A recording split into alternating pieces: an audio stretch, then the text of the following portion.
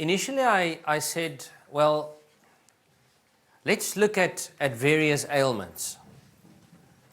But you know how many thousands of different, this guy has sinus, the next guy has a sore toe, the other one an itchy ear, the other one cancer.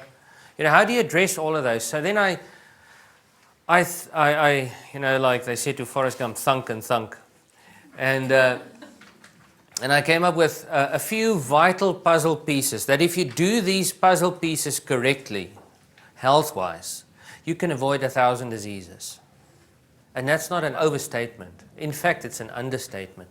Because there are so many different things. And if you do these few things correct, they'll just sort of not happen.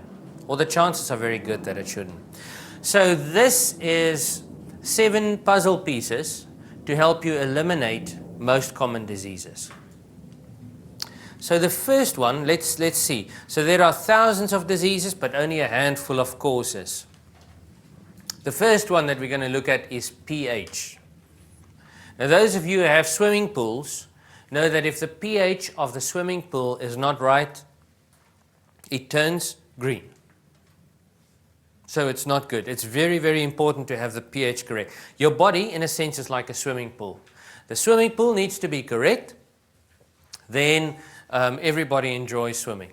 So what is pH? pH stands for potential hydrogen. If we look at the scale, pH varies from 0 to 14. 0 being very acid, 14 being very alkaline. So in our bodies, we look at a scale of 4.5 to 7.5.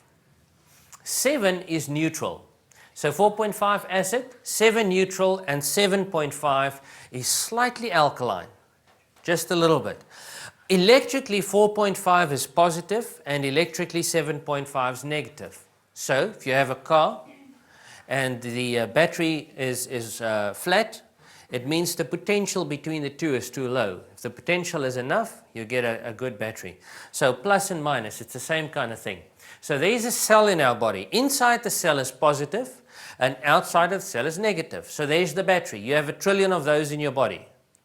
So when you say, oh, I feel so down this morning, my batteries are flat, you're actually right, because your batteries are flat. In fact, 1 trillion of them.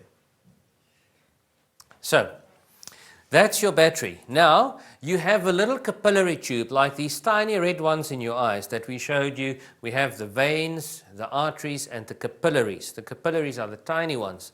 They take nutrients to cells. And that is the capillary. Inside there is the red blood cells that you saw earlier on the screen. Inside there is the nutrient that needs to get to the cell. So those nutrients are very important for your health and your well-being. But in the blood, it doesn't mean much. It needs to be able to get from the blood onto the cell. So there it goes, onto the cell, but it can't get in. Why not? Because it needs to have a door to get into the cell. And that door is called ionic calcium. It's the same stuff that I have in my water. It's ionic calcium. So now, acid is inside the cell, okay, 4.5, and 7.5 is slightly alkaline outside of the cell. So it must be alkaline. Now the nutrients and also the hemoglobin can come across very nicely into the cell. The battery voltage of your cell is about 70 millivolts, not like your car battery, 12 volt. This is 70 millivolts. So it's a very small little battery, but you have lots of them. That's what makes the brain run, your heart tick. Those are electricity circuits in your body. So that's your battery, 70 millivolts. So when all of that is right, the nutrient goes inside the cell, and you have a nourished muscle. So it comes from the mouth, down the system as we discussed, and into the blood, and finally this is the mechanism to get it into the cell. And the body is happy. So now, most people I see is not at 7.5 with their pH, because your pH needs to be slightly alkaline for this to work. Most people that I see has a pH at around 6.5. So if it's at around 6.5, what we then find is it's acid on the outside, and the battery voltage is now down. And it's a little bit more acid on the inside of the cell. Now this is when the body is acid. This is when you find things like gout and those horrible things. So now when it's outside, it's acidic and not alkaline as it used to be when it was at 7.5. What we now find is the cell on the inside needs to create more acid. It does also do it because there's no longer enough oxygen that gets across the acid intercellular fluid. So what you then find is the cell has to increase its acid level to maintain the potential difference. Why does it want to do that? It's like a waterfall. When you have still standing water, it rots. But when you have a waterfall, the water flows. So when, in a sense, what happens when it becomes too acidic, this end rises and there's no flow in and out of the cell. So what the cell does, it ups its acid. And hence, you can find more nutrients flowing into again. But this is detrimental to the cell. And the cell can die now. And now what you can find is the nutrients don't get, they can leave, but they cannot get into the cell. Why not? Because we don't have the ionic calcium as a doorway, and your cell becomes depleted. It becomes faint in a sense. And if you look at the blood, often you can see that people have very depleted red blood cells. So if we do not take the coral calcium or the ionic calcium, where do we get it from? We get it from our bones. But now important, Fred's Path Lab in the head here actually monitors the blood's pH level, because the blood, this is not the pH of the blood. The pH of the blood is very narrow. It's 735, 745. This is we're talking about the fluid. This is the cell, like a muscle cell, and this is the blood. So it's not the blood's pH, because the blood's pH is very, very important to be regulated. And the body regulates that pH at any cost. If it goes out, you're dead. So now it takes calcium from the bones, puts it in the blood to regulate it. Like I said, if you have 1 glass of cola, you need 36 glasses of alkaline fluid to neutralize it. If you don't take 36 glasses of alkaline fluid, what happens then? Well, then you find that you take the calcium from the bone. You turn 60, you fall, you break your hip, and now suddenly you've got osteoporosis. Now they want to give you a drug to stop the whole system of breaking down bone and building new bone. And then what we find is that the pH was the crook in the whole situation. But we never revert back to that. See, it's again, we want to poison it or something like that. We don't want to look at the terrain and see what happened in the terrain of the body. Good. So from this whole situation, more than 150 degenerative kinds of diseases can stem. Cancer does not live in your body if it's alkaline. It lives when it's acid. What makes it acid? Oh, sugar. One of those bad coffees, too much proteins, not enough fiber, build up in the colon, all kinds of things like that make you acid. You must have enough bowel movements. And so that's important. So how do you correct your pH? Well, you drink plenty of water with minerals in it so that you can correct. And the one that is actually quite good for that is coral calcium. Purified coral calcium, not the bad stuff that you do get sometimes. So drink plenty of water, because if you have enough water and you have nutrients or anti-nutrients come into your body, you can at least try and wash them out. The second thing is avoid acid foods like colas, sugar, coffee, lots of meat, wheat and dairy.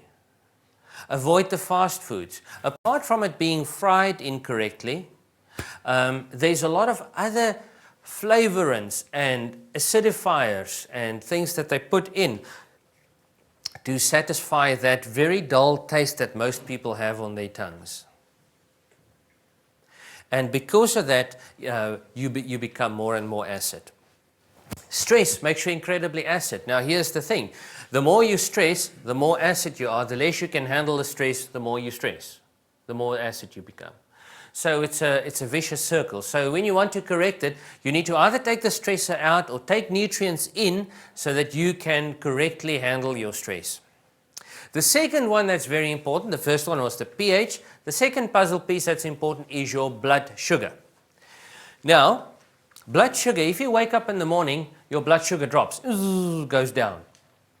Then you have your muesli and yogurt and it goes zook up through the sky. Why? Because it's a very simple meal that you have. Or you have your cereal. I just said to one girl that in the army I had a friend, and he said it's more nutritious to eat the box than the actual cereal. And I think to a large extent that's true, because it's so refined that the moment you eat it, your blood sugar shoots up and you feel on top of the world. In fact, you can circle the globe. The problem is by 10, your blood sugar drops because the body secretes too much insulin for the gradient of the increase of the blood sugar. So the brain in here, inside here in Fred's head, it actually reads the blood sugar is going up, and it's the path lab inside here. It reads the blood sugar is going up. We need to quickly do something, because if it keeps on doing like this, it's a very toxic situation. So quickly secrete a lot of insulin to get it down. Doof. And now what you find, it falls. And so the blood sugar falls too far, and now the world is on top of you. You're no longer on top of the world. This is called a mood swing. From up there to down there is a mood swing. And then you have to have something again. You have a coffee with 3 sugars in it, or you have a muffin or something like that. And quickly your blood sugar picks up again. Or the child at school have a sweet that they buy at the little shop, the tuck shop, or something that's incorrect or too highly, too fast to digest. It goes up, and again the body says, oh, we have another sugar peak, and it secretes too much insulin from Fred's little petite brain here. Comes again, says, watch it, there's a problem. It falls down again, and it carries on like that. The problem is that it happens, the body secretes the insulin, but here comes the problem. When the blood sugar keeps on rising and doesn't come down, and now you have to take insulin in an injection or in a pill.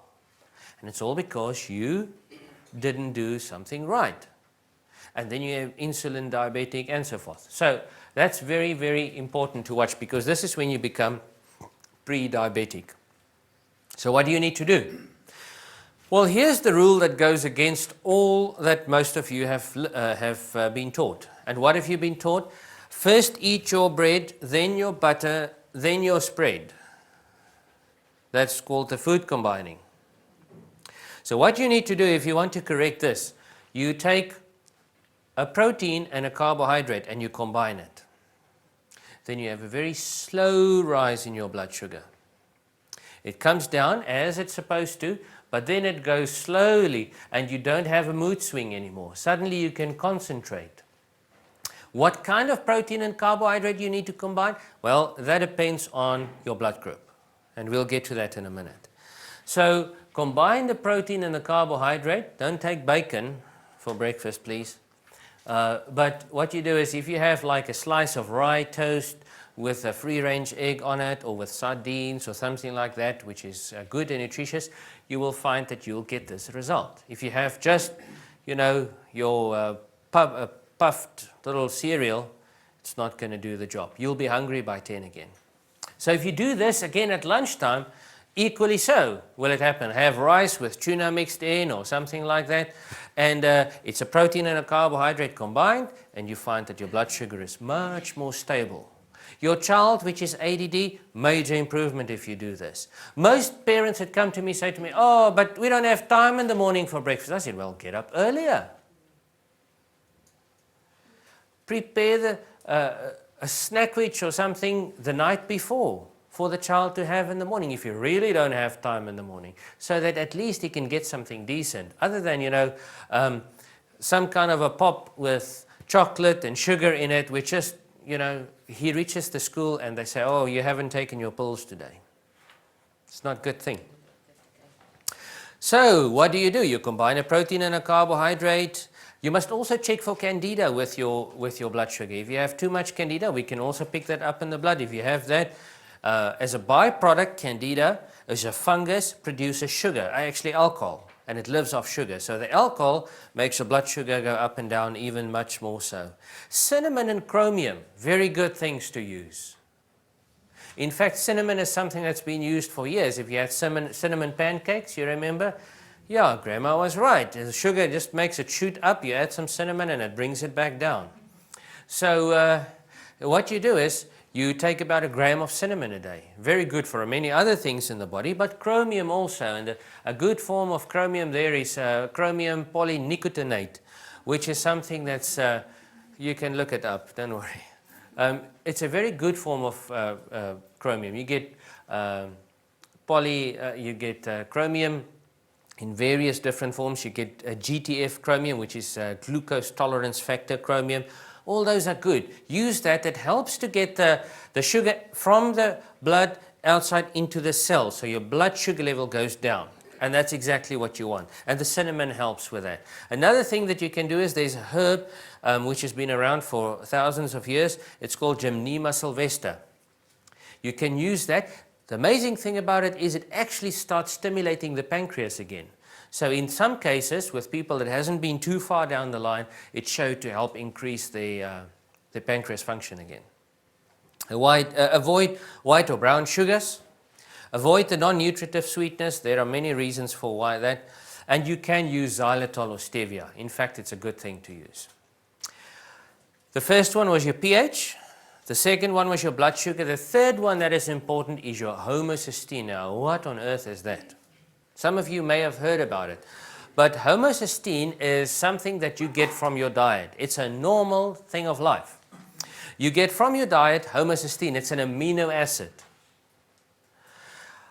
From that, the body converts from homocysteine to SAMe, which is a feel-good hormone, and to glutathione, which is an antioxidant in the body. It's a good thing. But it doesn't just go there.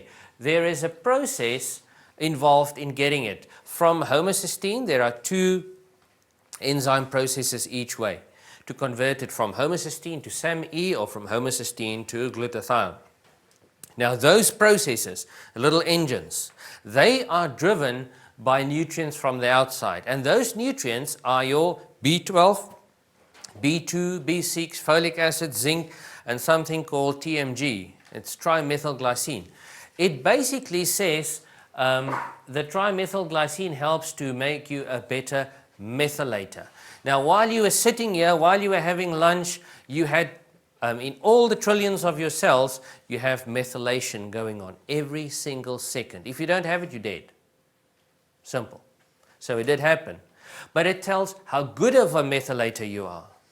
And those are processes that happens in the cell. So if your pH is out or you're not taking those nutrients, then these nutrients aren't being absorbed or you're simply not getting them. And then what happens? Those systems shut down to a large extent. And what you then find is that you have a buildup of homocysteine, and that's dangerous.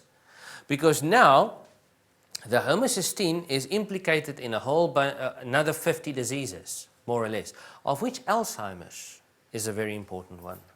But when you go to have your value checked, the value varies between 5 and 15. In South Africa, they say that's the value where it should be, between 5 and 15. But what you find is if you look at all the research, the value in all reality should be below 6. So it's important that when you have your value checked, that you actually know what it is. Don't just let your doctor phone you and say, no, your value is fine, because it can be at 12, at double what it should be, and it will still be okay. It's within the limits. So that's important. So why so important? It's 40 times more accurate than cholesterol in predicting cardiovascular disease. 40 times, not 40%, 40 times. Problem is, if you look at these aren't patentable. These is God's goods, the vitamins. So you can't patent it. The statin, you can patent. Okay, 40 times more important. If you don't have it correct, your immune system goes down. You have increased pain and inflammation. You have cancer susceptibility. You have aging of the brain, Alzheimer's. In fact, the longer that you've had a higher value, the more dangerous it is to get Alzheimer's. You know what Alzheimer's is. Knock, knock, knock, you know, somebody is there, but we don't know who. It's a terrible, terrible disease. So, how do you have it checked? You must fast for 10 hours before you go. Don't have a high protein meal before you go have a check, because if you have a high protein meal, it may be elevated and it's artificially elevated. So just have a normal meal, because then you can accurately check it. Ask for your value. You simply go there, you say, please draw blood, I want to know what it is. Next day, go pick it up and check the value. There's a supplement on the market called H factor. There are other companies that have it as well, but you can check. And the guy that brought this very much to the forefront and actually gave a little bit of substance around it is Patrick Halford. And he wrote a book called The H Factor. Read it if you like and check it out. It's important. The older you grow, the more important it is. How do you correct it? If you don't stop smoking, don't even try. It won't come down. Secondly, lower your alcohol intake. Lower your caffeine intake. Use those vitamins, B6, B2, B12, folic acid, zinc. Use omega-3. Use the trace minerals. Get your pH corrected so that everything can be absorbed. So that was the third puzzle piece. The fourth puzzle piece that you need to avoid or need to correct and follow correctly is you need to know what your blood group is. Do you want to donate blood? Oh, or do you want to receive blood? No, that's not the reason why you want to know. You want to know because different people have different needs. And what are those? You have 4 different blood types, more or less. You have A, B, O, and a combination of the two, AB, which is like a chameleon. Then you get negative or positive. That doesn't mean anything for now. That's something totally different. So people will always come to me and say, I am the blood group Reyes negative. I said, what does that mean? It means nothing, really. I'll go into that some other time. But you need to know whether you're A, B, O, or AB. The positive or negative is important if you get a blood transfusion or if you donate blood.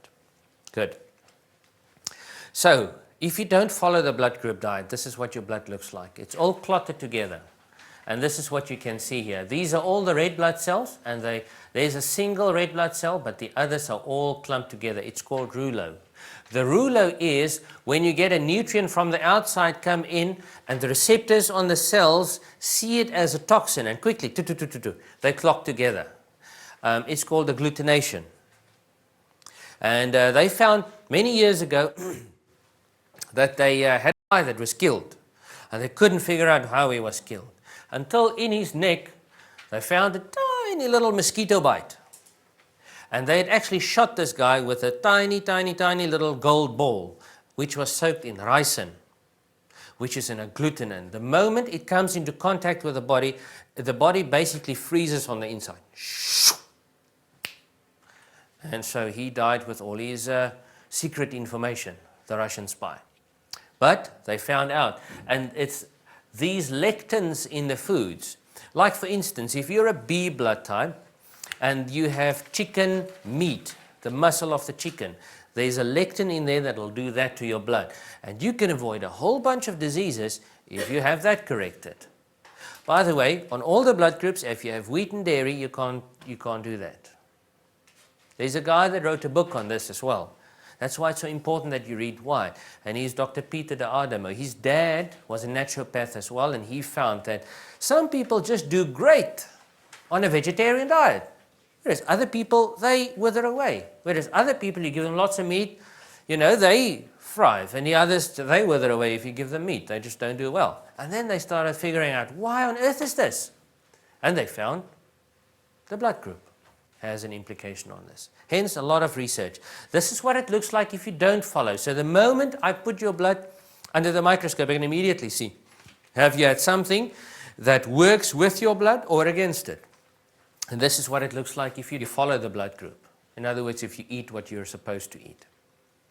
So what are the effects if you do follow it? Well, simply you can avoid a lot of things. And what are those? Those could be asthma, eczema, psoriasis, arthritis, cancers of all kinds, sinuses, hay fever, tonsillitis, gluey ears, and a whole lot more, bronchitis, and so forth.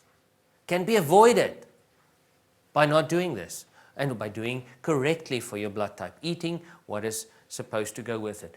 And I'm saying follow this about 80%. Never make a religion out of anything, and you shouldn't make a religion out of this.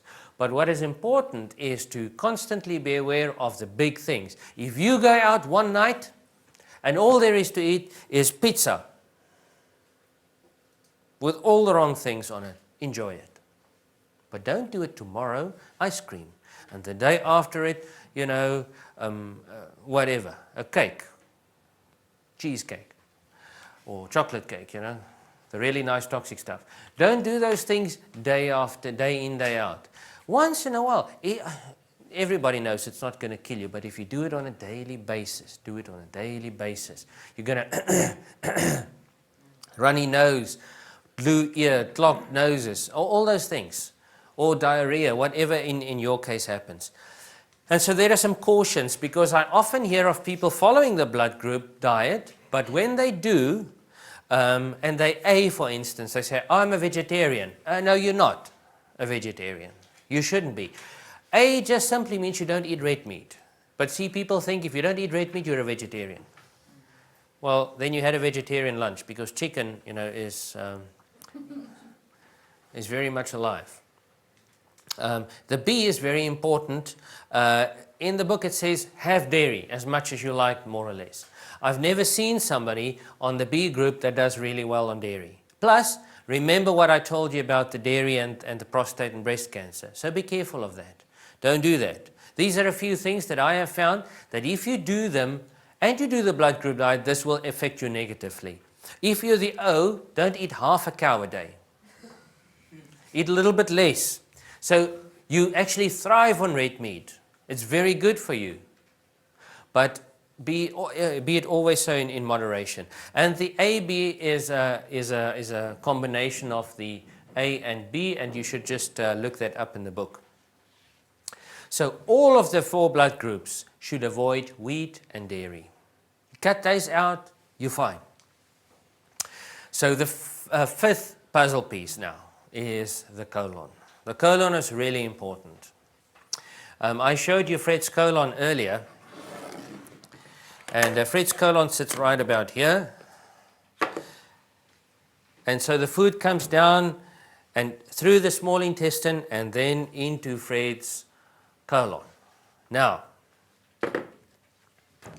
the colon on the inside has friendly bacteria. The friendly bacteria generates a mucous membrane on the inside like that. The mucous membrane prevents the food rests from coming into contact with the actual colon wall, because we don't want it in contact with the actual colon wall. And when you have a bowel movement, all the food rests move out. And you're happy. But in reality, it's a little bit different than that. In reality, some of the food stays behind in the colon. You have a bowel movement and you feel fine, but you don't know of the stuff that stays behind. Good. And you're okay. And as time goes by, some of the foods inside never moves. They keep on staying behind in the colon. And now it becomes toxic there. And now suddenly it's very difficult for your friendly bacteria to keep on generating the mucous membrane on the inside. And so now it becomes putrefied on the inside. And now this colon starts bulging because it's like a pipe. Okay? If you put food in here or water in here, water needs to come out the other end. And it's the same with your colon. If not, something is retained on the inside. If you eat a lot and you still have a bowel movement and you still feel fine, you won't know about it until I now tell you about it. But you see what happens is because the mucous membrane breaks down, we can now have some of those parasites and bad pathogens breathing on the inside. They can now leak out. And when they leak out, they are, guess where? In your blood. And we can see them. So here's what happens. You have breakfast, lunch, and supper. You have 3 meals a day, at least. Then there's 7 days in a week. That means it's 20 times a week that you put food in this hole here. So, you have one bowel movement. You feel fine. So what does that mean? It simply means that you have 7 bowel movements a week, which means that 2/3 of the food that you put in here is retained on the inside of your colon. And it putrefies. So now you find all kinds of diseases with the colon. You now get colon cancer, you get diverticulitis where there's little bulbs growing out because, you know, it's like bulging, like a balloon. Because something needs to go somewhere if you keep on shoving stuff down one side and it's not coming out the other end. The other problem also is that from these putrefied matter gets reabsorbed into your system, re-excreted, but it doesn't go out, so it gets reabsorbed, so it's like a closed system. It's a closed system and you become more and more and more acidic. And you're unhappy when you have to carry a colostomy bag. It's not a good thing. This is what it looks like, by the way. There are a few pictures.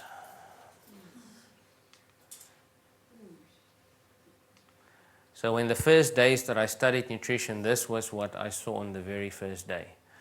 Awesome, ugly stuff. But that is what it looks like on the inside of your colon.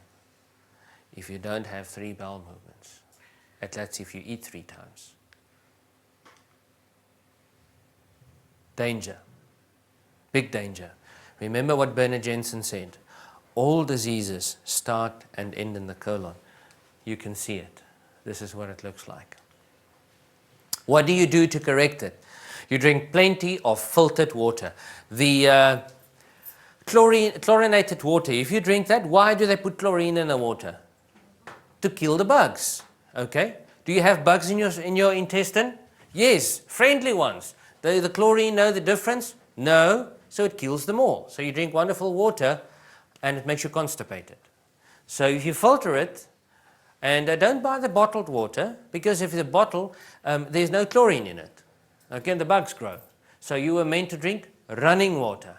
So that's why if you have a filter, you still have running water, but it's dechlorinated and it's taken out all the bad heavy metals and things like that. Avoid wheat products. This is probably the biggest thing that makes people constipated. Only have 1 slice of bread a day. Yeah, sure. Pasta at night as well, and in the morning you have muesli. So that's 3 times a day that you have wheat. That makes you constipated. Bread, muesli, pasta, muffins, and all those things. Then, eat lots of raw veggies and carrots, for instance. Make grated carrot salad. It's great for fiber on the inside, even if it doesn't have a lot of nutrients in it. It's great for fiber. Avoid protein-only diets, because protein have no fiber in it. And that's why it will just sit there and putrefy on the inside. Use the SBOs, like I showed you in the supplement section. And also use what's the fibers. What are the 2 fibers that you can use? Well, oat, by the way, is also a good fiber. But psyllium husks are very good ones. And there are a few other ones that are really good. And it's linseed. If you grind up linseed. 2 tablespoons of ground up linseed in the morning on your cereal, excellent for the bowel. Lots of water with it. Good. And now the 6th one is your supplementation. Make sure that you supplement every day. Okay? What nutrients are needed? Well, if you look at the puzzle, you'll see that initially, long time ago, we thought all you need to do is exercise. That's when we had good food still. Then we realized, oh my goodness, it's also important that you follow a good diet. So that's important. Then we saw you need vitamins. So that's another puzzle piece. You need minerals. You need omega-3 and omega-6. You need amino acids from your proteins. You need antioxidants. And then we discovered that you need also the 8 vital sugars. Well, that's very interesting because the vital sugars are so important because on your cell communication, you need, when there is a pathogen invading your system, this cell here picks it up. It sends a signal to the head office, and in the head office, prrrr, goes a bell. Invader, beep, beep, beep, beep. What now? Well, immediately, the head office wants to find out what the problem is. The head office is your immune system. So suddenly, it communicates back and says, oh, I'm going to send out one of the fighters. It sends it out. It engulfs it. That's called a phagocyte. It's a white blood cell. It engulfs it and kills it off.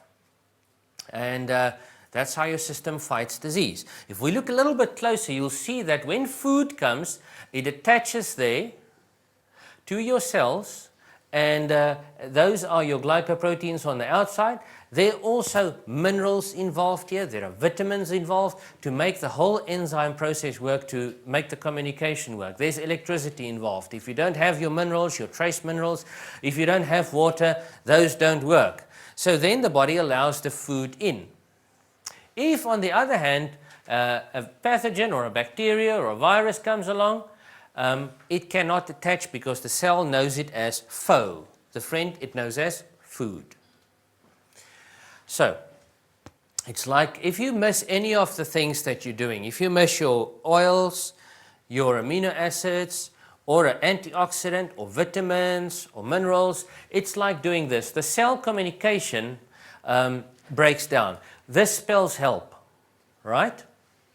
If I showed you, you can make the whole alphabet with a long line, a short line, a small curve, and a large curve.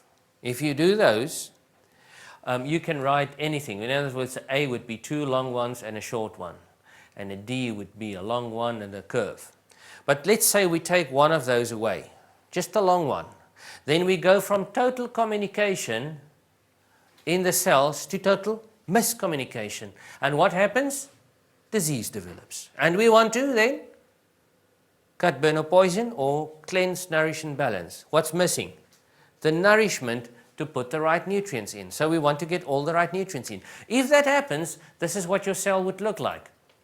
It now has big holes in the defense system. So when the food comes, it may be that there is no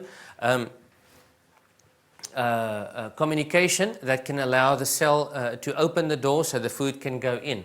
And also now when the anti-nutrient or the pathogen comes, it can go inside undetected and it can grow on the inside. Not a good thing. So the last one that we need to look at is called cleanse, nourish, and balance versus cut, burn, and poison of a different kind. I showed you earlier the cleanse, nourish, and balance of the body. And that is when we need to take the nutrients, put them in, take the bad stuff out, and balance the body. But you also have a soul. The soul is emotions and mind. And then you have your spirit. And you need to apply cleanse, nourish, and balance to all three of those. See, this one can be wonderfully cleansed, nourished, and balanced. But if you have a deep emotional problem, it still won't work. What are we talking about? Well, the body doesn't get better.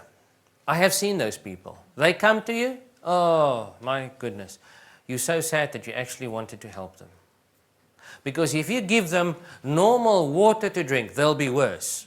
Don't even think about giving them a supplement. They'll be 10 times worse. What's the problem?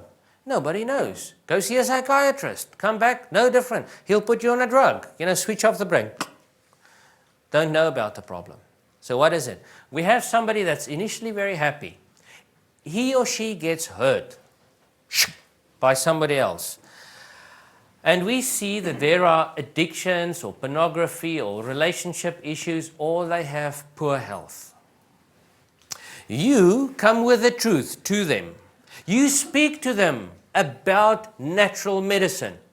You speak to them about eating healthy. You speak to them about stopping the smoking habit. Don't abuse the alcohol. No. Is that the truth? Yes. You bring the truth to them. But you know what? They can't hear it. They're not interested. In fact, there are people, if you speak to them about natural medicine, they have a natural aversion to it. Why is that? Well, let me show you why. Because long ago they had a hurt, and it hurt them badly. They are sad on the inside, but they still smile on the outside. Yes, yes, yes, tell me about your vitamins. But I don't want to know anything about it deep down. So deep down, something else is brewing. And that is, because of the hurt, there could be unforgiveness, bitterness, rejection, or anger. It's below the surface. Nobody sees it. Nobody knows about it. What you see is the fruit of it. And the fruit are addictions or bad habits, or they have relationship breakdown after relationship breakdown. Or they simply don't care for their body. They don't want to live healthy. So, from this, something else happens. A wall goes up. Guess why you couldn't get through with the truth? Because there's a wall, an invisible wall, and you can't see the wall. Now, something worse happened. You come to him and you say to him, but you know it's not right to smoke. You know it's not right to beat your wife. You know it's not right to abuse your body like this. Take the good nutrients. And they say, yeah, but you know what is so interesting? Their will, their decision making is part of their soul, is in a sense, is hijacked by these things below the line or below the surface. And the will is put in a jail. And so when they have to make a decision to pick up the cigarette, it bypasses the working of the Spirit. It bypasses all good thinking, logic, processes. It simply goes from here, and the will is subject to these things below the surface. And you are puzzled. You don't have a clue. Why can't I get this guy better? The worst part is this down here blinds him. He can't see. He's spiritually blinded, emotionally blinded. They don't want to know. They don't want to know about healthy living. They just want to go to their doctor and get a fix. I have cancer, cut it out. That's all they want. I don't want to know anything about this. Why is that? It's all relayed back here. When long ago, maybe a little girl, I don't know, they had a hurt. And it brewed these things, and the roots are down here. But you see, it's below the surface. You can't see it. So, what do we need to do? You need to come with the truth, discover what this is. Bring it down there. Let the light shine in on those. And when the light shine in on those, you can suddenly start forgiving. You can get rid of the bitterness. You can accept who you are in Christ. And you can get rid of those, and they disappear. And suddenly the wall comes down, and the roots disappear, but the addictions are still there. Why? Well, what you need to do is you need to go back up to the line. You need to bring the truth again. You bring the truth, you stand by the person, but now it's possible to get rid of those because you know why? The root aren't there anymore. It's a good root that they have now, the root of life. And now the person is happy. And this is what you can do. If you have somebody that's doing everything possibly correct, but they have unforgiveness, or they have bitterness or anger in their lives, it's impossible for them to heal. They can be wonderful Christians, and it can be below the surface, and you cannot see it, and it will be there. In fact, sometimes they can be committed Christians, and they don't know about that thing below the line. And nobody teaches them. And by the way, you don't need to be a Christian for that to be true. Anybody that's true with. If you receive a hurt, you need to come down here and you need to deal with the issue below the line. And if you do, well, allergies disappear, autoimmune diseases disappear, cancers disappear, diabetes, MS, heart problems, and thousands more. So those are the 7 key pieces of the puzzle.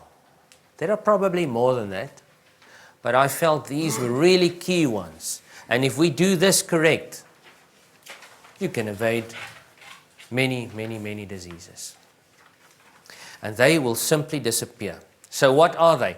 The first one was your correct pH, your blood sugar, lower your homocysteine level, follow the blood group diet, keep the colon healthy, take your supplements, and cleanse, nourish, and balance the body, both on physical and emotional level.